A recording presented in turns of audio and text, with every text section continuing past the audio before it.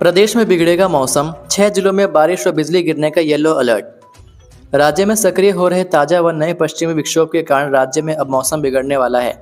मंगलवार से प्रदेश के कई हिस्सों में 2 दिन बारिश व बर्फबारी के आसार बने हुए हैं। मौसम विभाग ने राज्य के कई जिलों के लिए येलो अलर्ट जारी किया गया है। पश्चिमी विक्षोभ के सक्रिय होने से इन 2 दिनों में कई स्थानों पर वर्षा और ऊंचाई वाले इलाकों में बर्फबारी की संभावना जताई गई है। विभाग के अनुसार इस बदलाव के बाद तापमान में गिरावट दर्ज की जाएगी और ठंड का असर बढ़ेगा। 4 नवंबर को ऊना, बिलासपुर, हमीरपुर, चंबा, मंडी और कांगड़ा जिलों में गरज चमक के साथ बारिश और बिजली गिरने का येलो अलर्ट रहेगा। वहीं 5 नवंबर को भी प्रदेश में मौसम साफ रहेगा, लेकिन इस दिन के लिए कोई अलर्ट व चेतावनी नहीं दी गई है। दृष्टिबाधित दिव्यांगों की भर्ती न होने पर सरकार से जवाब तलब। प्रदेश हाईकोर्ट ने दृष्टिबाधित दिव्यांगों के आरक्षित पदों पर 2 साल से भर्ती न होने पर संज्ञान लेते हुए राज्य सरकार से जवाब तलब किया है। मुख्य न्यायाधीश गुरमीत सिंह संधवालिया और न्यायाधीश जिया लाल भारद्वाज की खंडपीठ ने दिव्यांगों के अधिकारों से जुड़ी जनहित याचिका पर सुनवाई के पश्चात राज्य सरकार को नोटिस जारी किए। सुनवाई के दौरान सीनियर एडवोकेट देवयानी शर्मा ने एमिकस क्यूरी के तौर पर दैनिक समाचार पत्र में 28 अक्टूबर 2025 को छपी एक खबर रिकॉर्ड पर रखी, जिसमें यह बताया गया कि ब्लाइंड पर्सन्स एसोसिएशन इस बात को लेकर आंदोलन कर रहे हैं कि दृष्टिबाधित लोगों के लिए आरक्षित पद भरे नहीं गए हैं और पिछले 2 सालों से बैकलॉग है। कोर्ट ने सरकार से इस मामले पर अगली तारीख तक एफिडेविट दायर करने के आदेश दिए। अगली सुनवाई 4 दिसंबर 2025 को निर्धारित की गई है। बोर्ड परीक्षाओं में तीनों सीरीज में एक समान होंगे प्रश्न पत्र। हिमाचल प्रदेश स्कूल शिक्षा बोर्ड द्वारा मार्च 2026 में आयोजित होने वाली 10वीं और 12वीं की बोर्ड परीक्षा में तीनों सीरीज ए, बी, सी में एक समान प्रश्न पत्र लागू होगा। इसको लेकर सोमवार को बोर्ड ने अधिसूचना जारी कर दी है। वर्तमान में प्रश्न पत्र 3 सीरीज में तैयार किए जाते हैं, जिनमें प्रश्न अलग अलग होते थे। इससे कुछ विद्यार्थियों को आसान और कुछ को कठिन प्रश्न पत्र मिलते थे, जिससे मेधावी छात्रों के कम अंक आने की संभावना रहती थी। अब सभी सीरीज में केवल प्रश्नों का क्रम बदला जाएगा, जबकि प्रश्न एक जैसे रहेंगे। स्कूल शिक्षा बोर्ड के सचिव डॉक्टर मेजर विशाल शर्मा ने कहा कि प्रश्न पत्रों की सीरीज को लेकर सोमवार को अधिसूचना जारी कर दी गई। आगामी होने वाली परीक्षाओं में इसी को लागू किया जाएगा। एक सप्ताह बाद घर आएंगी रेणुका, पहले हाटकोटी मंदिर में माथा टेकेंगी, गांव में धाम का आयोजन। विश्व कप विजेता टीम की सदस्य रेणुका सिंह ठाकुर का घर पहुंचने पर जोरदार स्वागत किया जाएगा। रेणुका घर आने से पहले हाटकोटी मंदिर में माथा टेकेंगी। रेणुका के घर में स्वागत की तैयारियां शुरू कर दी गई हैं। इधर पूरा परिवार मैच जीतने के बाद रात भर नहीं सोया और जश्न का दौर जारी रहा। सोमवार को रेणुका के घर पर धाम का आयोजन किया गया। मां सुनीता ठाकुर ने बताया करीब एक सप्ताह बाद रेणुका का गांव लौटने का कार्यक्रम है। अभी वह मुंबई में आराम कर रही हैं। उससे बातचीत का समय नहीं मिला। हर रिश्तेदार उससे फ़ोन पर बात करने के लिए उत्साहित है। सुनीता ने बताया कि जब बेटी 12 साल की उम्र में गांव के छोटे से मैदान में खेल रही थी तो उसके चाचा ने प्रतिभा को पहचाना। उन्होंने ही उसको धर्मशाला क्रिकेट एकेडमी तक पहुंचाने में सहयोग किया। बताया कि रेणुका के पिता स्वर्गीय केहर सिंह ठाकुर क्रिकेट देखने के बहुत शौकीन थे। जब कोई मैच होता था तो अपने घर में टीवी नहीं होने पर दूसरों के घरों में बैठकर क्रिकेट का आनंद उठाते थे। कहते थे कि अपने बच्चों को भी क्रिकेटर बनाऊंगा। आज वह जिंदा होते तो उनको बहुत खुशी होती। सुनीता ठाकुर ने बताया कि वैसे तो रेणुका जो घर पर बनता है वही सादा खाना ही पसंद करती हैं, लेकिन जिस दिन घर पहुंचेंगी उस दिन मांस के बड़े, पूरी, सिड्डू सहित अन्य पारंपरिक पकवान उसके लिए तैयार करेंगी। उसके स्वागत में गांव में धाम भी बनवाई जाएगी। सुनीता ठाकुर ने कहा कि माता पिता हमेशा बच्चों के लिए आखिरी सांस तक संघर्ष करते हैं। माता पिता को बच्चों को मुकाम तक पहुंचाने के लिए बंधन में नहीं रखना चाहिए। हमारे समाज में बेटियों पर कुछ बंदिश रहती है। बच्चों को भी नशों से दूर रहकर कड़ी मेहनत कर अपना फर्ज निभाना चाहिए। पंचायत सचिवों के भरे जाएंगे 300 पद, वित्त विभाग को भेजी फाइल, सरकार ने प्रक्रिया की शुरू। ग्रामीण विकास एवं पंचायतीराज विभाग में पंचायत सचिवों के 300 पदों को भरने की प्रक्रिया शुरू कर दी गई है। कैबिनेट की मंजूरी के बाद विभाग ने भर्ती योजना तैयार कर प्रस्ताव वित्त विभाग को भेजा है।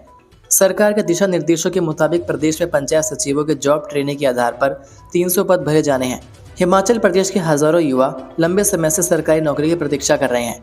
पंचायत सचिवों के पदों को ग्रामीण क्षेत्र में विकास योजनाओं के संचालन और प्रशासनिक कार्यों की रीढ़ माना जाता है। हिमाचल में खाली पड़े पंचायतों में चरणबद्ध तरीके से सचिवों के पद भरे जाएंगे। प्रदेश भर के विभिन्न विकास खंडों के तहत खाली पंचायतों में जॉब ट्रेनिंग के आधार पर सचिवों के 300 पद भरे जाएंगे। ऐसे में 2 साल तक जॉब ट्रेनिंग के आधार पर सेवाएं देने के बाद इनको नियमित किया जाएगा।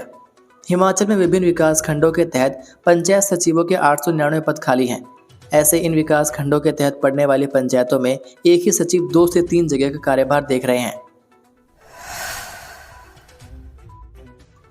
शहर में कुत्ते ने मचाया आतंक, 3 घंटे में 24 लोग पहुंचे अस्पताल, फैली दहशत।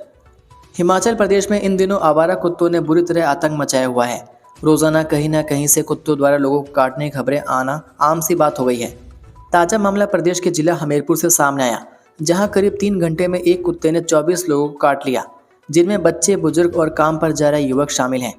जानकारी के अनुसार हमीरपुर जिले के सुजानपुर शहर में रविवार सुबह एक भूरे रंग के आवारा कुत्ते ने ऐसा कहर मचाया कि लोग घरों से बाहर निकलने से डरने लगे।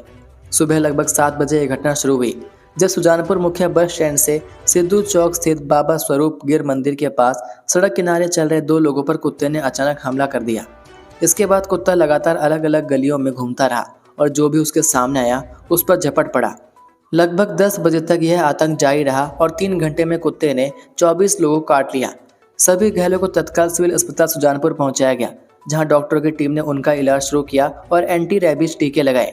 यह घटना ऐसे समय पर हुई है जब सुप्रीम कोर्ट ने हाल ही में अपने पुराने आदेश में संशोधन करते हुए कहा है कि नसबंदी और टीकाकरण के बाद ही आवारा कुत्तों को उनके मूल क्षेत्र में छोड़ा जाए, लेकिन रैबीज या आक्रामक व्यवहार वाले कुत्तों को अलग रखा जाए। बावजूद इसके सुजानपुर जैसी घटनाएं यह दिखाती हैं कि जमीनी स्तर पर अभी भी इस दिशा में ठोस कदम बाकी है। सुक्खू सरकार ने बना दी नई तबादला नीति, अब आसान नहीं होगी घर के पास पोस्टिंग। हिमाचल प्रदेश सरकार के नए फरमान पसंद की जगह पर तबादला करवाने वाले कर्मचारियों के लिए गले की फांस बनने वाले हैं। प्रदेश की सुक्खू सरकार ने तबादला नीति में बड़ा बदलाव कर दिया है।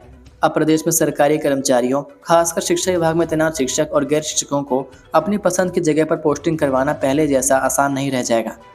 सुक्खू सरकार ने ट्रांसफर प्रणाली में पारदर्शिता लाने और मनमानी पर रोक लगाने के लिए नए नियम लागू किए हैं, जिनके तहत अब किसी भी कर्मचारी की पिछली 3 पोस्टिंग का रिकॉर्ड देखकर ही नई तैनाती तय की जाएगी, जिसके लिए अधिकारी या कर्मचारी को पहले एक परफॉर्मा भरकर देना होगा।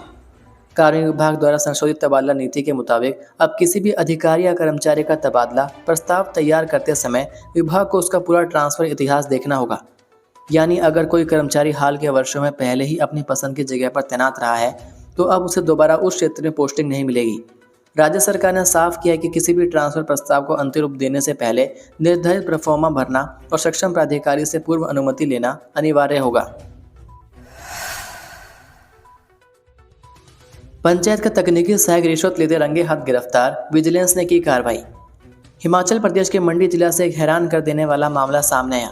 यहाँ एक पंचायत के तकनीकी सहायक ने मात्र 1000 के लिए अपने ईमान को बेच दिया। विजिलेंस की टीम ने बड़ी कार्रवाई करते हुए इस तकनीकी सहायक को रिश्वत लेते रंगे हाथ गिरफ्तार कर लिया। आरोपी मंडी जिला की कसाण पंचायत में तकनीकी सहायक के पद पर तैनात है। आरोपी पंचायत के तकनीकी सहायक संजय कुमार पर आरोप है कि उसने एक पंचायत समिति सदस्य से काम का एस्टीमेट तैयार करने की एवज में 1000 की रिश्वत मांगी थी, जिसमें से 500 रुपये वह पहले ही ले चुका था। लेकिन जब वह दूसरी किस्त के रूप में 500 रुपये ले रहा था, तभी विजिलेंस की टीम ने उसे रंगे हाथ ही दबोच लिया। इस मामले की बात करें तो जब शिकायत मिलने के बाद राज्य सतर्कता और भ्रष्टाचार निरोधक ब्यूरो ने जाल बिछाकर यह कार्रवाई की थी। जैसे ही आरोपी ने शिकायतकर्ता से 500 रुपये की रकम ली, विजिलेंस की टीम ने मौके पर पहुंचकर उसे रंगे हाथों गिरफ्तार कर लिया। टीम ने आरोपी के कब्जे से रिश्वत की राशि बरामद कर ली। ये थे आज के मुख्य समाचार। हिमाचल प्रदेश की बड़ी खबरें रोजाना जानने के लिए सब्सक्राइब कीजिए DHP न्यूज़ चैनल को और बेल आइकन पर क्लिक करें, जिससे आपको प्रदेश की बड़ी खबरें हमारे द्वारा मिलती रहें। वीडियो को लाइक और शेयर ज़रूर कीजिए और आप हमारी वीडियो कौन से शहर से देख रहे हैं नीचे कमेंट करके ज़रूर बताइए। वीडियो में अंत तक बने रहने के लिए आपका बहुत बहुत धन्यवाद। जय हिंद, जय भारत, जय हिमाचल।